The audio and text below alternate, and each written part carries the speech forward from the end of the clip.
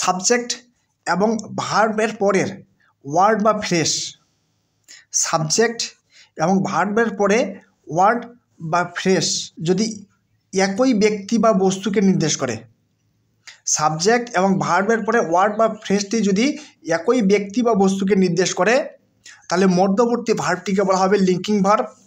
মধ্যবর্তী ভার্বটিকে কী বলা হবে? Linking verb. এবং সেই ওয়ার্ড বা ফ্রেজটিকে বলা হবে কমপ্লিমেন্ট। সেই ওয়ার্ড বা ফ্রেজটিকে কী বলা হবে? কমপ্লিমেন্ট।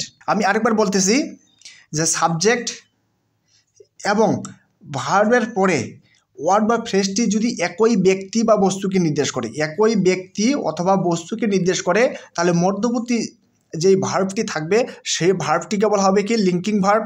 সেই ভার্বটিকে কী বলা হবে? Linking verb. এবং সেই ওয়ার্ড অথবা ফ্রেজটিকে বলা হবে কি? কমপ্লিমেন্ট। সেই ওয়ার্ড বা ফ্রেজটিকে বলা হবে কমপ্লিমেন্ট।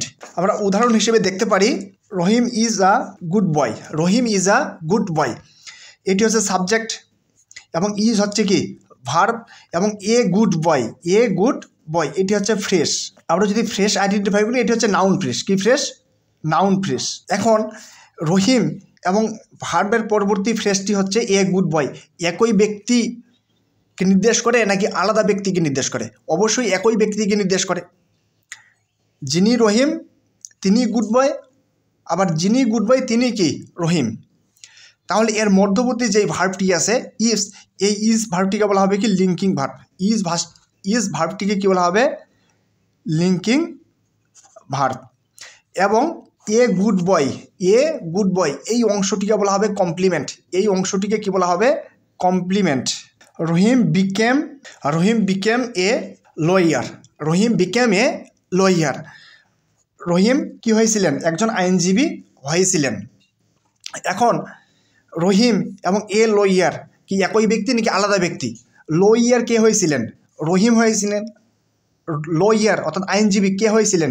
রহিম হয়েছিলেন। অর্থাৎ রহিম এবং এ লয়ার একই ব্যক্তিকে নির্দেশ করে। সুতরাং মাঝখানে বা মধ্যবর্তী যে বিকেম ভার্বটি আছে এই ভার্বটিকে বলা হবে কি ভার্ব? Linking verb. এই ভার্বটিকে কী বলা হবে? Linking verb. এবং এ লয়ার এই অংশটিকে বা এই ওয়ার্ডটিকে বলা হবে কমপ্লিমেন্ট। এই ওয়ার্ডটিকে কী বলা হবে? কমপ্লিমেন্ট। অর্থাৎ কমপ্লিমেন্ট হচ্ছে ভার্ব, অর্থাৎ কমপ্লিমেন্ট হচ্ছে সাবজেক্ট এবং ভার্বের পরবর্তী ওয়ার্ডটি যদি একই ব্যক্তি বা বস্তুকে নির্দেশ করে তাহলে ভার্বের পরবর্তী ওয়ার্ড বা ফ্রেজটি হচ্ছে কি? কমপ্লিমেন্ট। সাবজেক্ট এবং ভার্বের পরবর্তী অংশটি যদি একই ব্যক্তি বা বস্তুকে নির্দেশ করে তাহলে ভার্বের পরবর্তী অংশটি হচ্ছে কি? কমপ্লিমেন্ট। এবং সেই ভার্বটিকে বলা হবে কি? Linking verb. Honey taste sweet.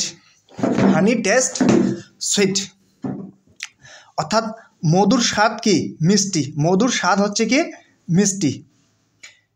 এখন এই হানি এবং সুইট কি একই বস্তুকে নির্দেশ করে নাকি আলাদা আলাদা বস্তুকে নির্দেশ করে? অবশ্যই একই বস্তুকে নির্দেশ করে। সেটি হচ্ছে কি? মধুকেই নির্দেশ করে।